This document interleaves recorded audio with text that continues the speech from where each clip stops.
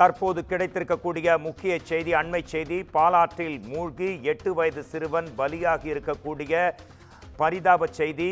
வேலூர் மாவட்டம் பாலாற்றில் வரும் வெள்ள நீரில் சிக்கி வேலூர் புதிய பேருந்து நிலையம் அருகே முத்து மண்டபத்தைச் சேர்ந்த அஸ்வின் நண்பர்களுடன் பாலாற்றில் குளிக்கச் சென்றார். எதிர்பாராத விதமாய் அஸ்வின் நீரில் மூழ்கி பரிதாபமாக உயிரிழந்தார்.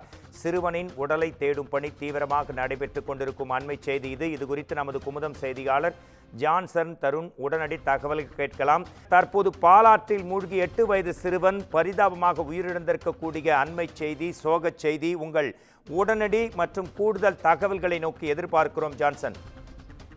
வணக்கம் மோகன்ராஜ். வேலூர் மாவட்டம் வேலூர் புதிய பேருந்து நிலையம் அருகாமையில் உள்ள முத்து மண்டபம் டோபிகானா பகுதியை சேர்ந்த கோபி என்பவர், இவரது மகன் அஸ்வின், இவருக்கு 8 வயது ஆகியுள்ளது.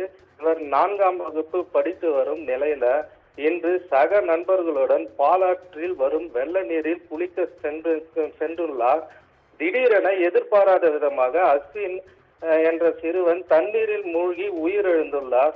இது குறித்து மற்ற சிறுவர்கள் அலறி அடித்து கூச்சலிட்ட நிலையில பொதுமக்கள் சிறுவனை மீட்க முயற்சித்தனர்.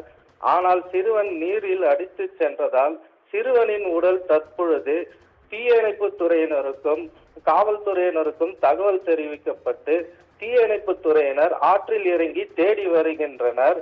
பாலாற்றில் குளிக்க சென்ற சிறுவன் உயிரிழந்த சம்பவம் அப்பகுதியில் பெரும் சோகத்தை ஏற்படுத்தியுள்ளது.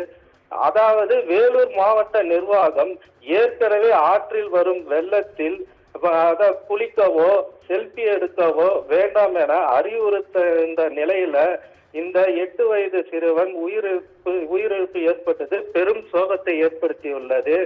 மேலும் தற்பொழுது இந்த சிறுவனை தீயணைப்பு துறையினர் மீட்டு பிரேத பரிசோதனைக்காக வேலூர் அரசு மருத்துவமனைக்கு அனுப்பி வைத்துள்ளனர்.